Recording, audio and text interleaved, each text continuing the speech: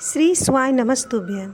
श्री प्रसूति शिव महापुराण की कथा जो देपालपुर में चल रही है, आज 7वें दिन की कथा पूर्ण हो चुकी है। इसमें गुरुजी ने बहुत ही महत्वपूर्ण बात बताए हैं। गुरुजी ने कहा, जो नारी शादी के बाद मांग में सिंदूर, गले में मंगलसूत्र, हाथ में चूड़ी, पाँव में बिछुड़ी, पायल पहनती है, किसी की हिम्मत नहीं होती कि उसे नज़र उठाकर देख ले। उसी तरह एक रुद्राक्ष या तुलसी की माला गले में धारण कर लेता है तो यमराज की भी हिम्मत नहीं होती कि उस भक्त पर निगाह डाल ले। गुरुजी ने कहा, घर में ऐसा कोई व्यक्ति होता जो भगवान की भक्ति में डूबा रहता, उसकी वाणी धीरे धीरे सिद्ध होने लगती है। आपने जो अपने भजन, कीर्तन, सत्संग, एक लोटा जल, भक्ति का बल बढ़ाया है, इसका फल आपकी वाणी स्वयं सिद्ध हो जाती है। गुरुजी ने कहा, कोई कहे ये देवता बड़े, कोई कहे वे देवता बड़े, कोई कहे भगवान राम बड़े, कोई कहे भगवान कृष्ण बड़े।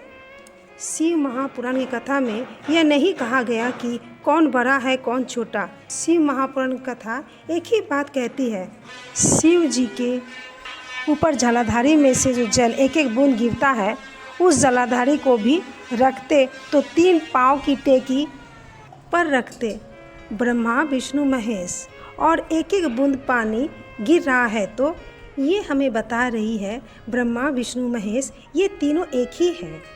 गुरुजी ने कहा, आप किसी भी भगवान की आरती करें तो उसी का गुणगान किया होता, मगर शंकर भगवान की आरती में सभी देवी देवता का गुणगान किया होता है। यदि आपको किसी देवी देवता का आरती याद नहीं है तो आप शंकर भगवान की आरती गा लें, सभी देवी देवता की आरती पूर्ण रूप से हो जाएगी।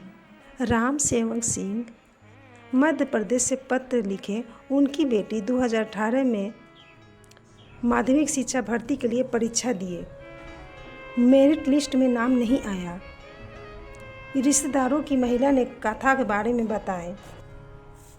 उन्होंने एक लोटा जल शिव जी पर चढ़ाना प्रारंभ किए। उनकी बेटी के जल चढ़ाते चढ़ाते कुछ ही दिन हुए थे और 2018 को ही वेटिंग लिस्ट में नाम आ गया और उनकी बेटी का जॉब लग गया। दूसरा पत्र, भारती जी राजस्थान से पत्र लिखी। उनके पति बाई साइड में कान और गर्दन के पास बड़ी सी गठान हो गई थी। 3-4 हॉस्पिटल में जांच कराई, उसमें कैंसर की गठान बताई। हॉस्पिटल में ही किसी महिला ने कथा के बारे में बताया। भारती जी ने कथा सुनी, शिव जी पर जल चढ़ाना प्रारंभ किए।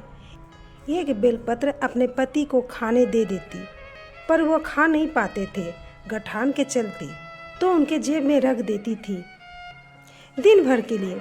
1 महीने के बाद वापस जांच के लिए गई तो महादेव की कृपा से गठान गलना प्रारंभ हो गई और कैंसर नहीं निकला। गुरुजी ने उपाय बताए। यदि आपको शुगर, बीपी, थायराइड, कोलेस्ट्रॉल जितनी भी तकलीफें हैं, शिव जी पर चढ़ा बेलपत्र कुंदकेश्वर महादेव के नाम से खाए। बेलपत्र खाने से मुंह में किसी किसी के छाले भी हो सकते हैं, पर आप ऐसे नहीं खा सकते तो उसको सुखा के चूड़ बनाकर थोड़ा थोड़ा ले सकते हैं। गुरुजी ने कहा, सारी देवी देवता को ढूंढने की ज़रूरत नहीं है, केवल शिवलिंग पर जल चढ़ाना प्रारंभ कर दें तो सभी देवी देवता पर जल चढ़ाना हो जाएगा।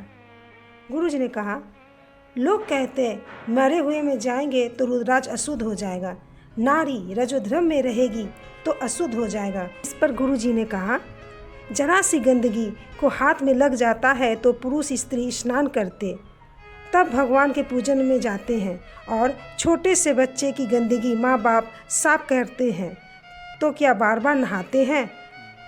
नहीं नहाते, क्योंकि माता पिता के घर में जो बच्चा गोदी में रहता है, माता पिता को न उसका कोई भेद लगता न दोष लगता। उसी तरह जिसने रुद्राक्ष यह विश्वास करके धारण किया है, मेरे महादेव मेरे साथ कदम से कदम मिलाकर चल रहा है, तो फिर वह मरते दम तक उस महादेव को नहीं छोड़ता। गुरुजी ने कहा, आज लोग हंसी उड़ाने के लिए कह देते शिवलिंग को स्पर्श नहीं कर सकता। शैव संप्रदाय के अंतर्गत गले में चांदी का डिब्बी में शिवलिंग पहनते हैं। वह मरते दम तक नहीं उतरता। नारी पुरुष कन्या सब पहनते हैं। जन्म लिए हुए बच्चे को माँ तब तक दूध नहीं पिलाती जब तक कि गुरु आकर उस बच्चे कान में शिव मंत्र और गले में एक शिवलिंग नहीं डाल देते। गुरु जी ने कहा, सुख आए तो सबसे पहले महादेव को कहे आगे आप चले, दुख आए तो महादेव से कहे आगे आप चले। दुख में और सुख में महादेव को आगे करें। यदि महादेव आगे रहेंगे तो आपको डोलने की ज़रूरत नहीं पड़ेगी।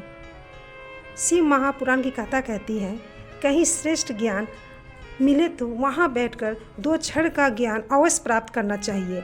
रोड चौराहे का ज्ञान मिले किसी काम का नहीं, एक न एक दिन गड्ढे में डाल देगा।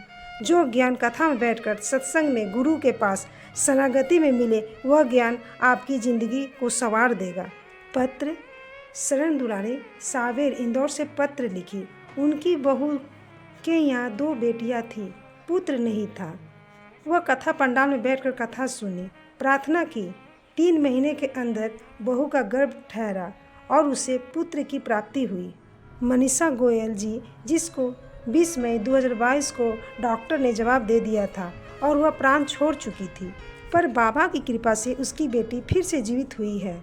उसे प्रणाम कराने के लिए कथा में आए और वह व्हील चेयर पर है। नंदवार महाराष्ट्र में एक दिन की 22 तारीख को शिव चर्चा होगी। महाराष्ट्र में सबसे बड़ा हॉस्पिटल छत्रपति शिवाजी हॉस्पिटल का ओपनिंग में गुरुजी जाएंगे। उम्मीद करते हैं आज की वीडियो आपको पसंद आई होगी। श्री शिवाय नमस्तुभ्यम। हर हर महादेव।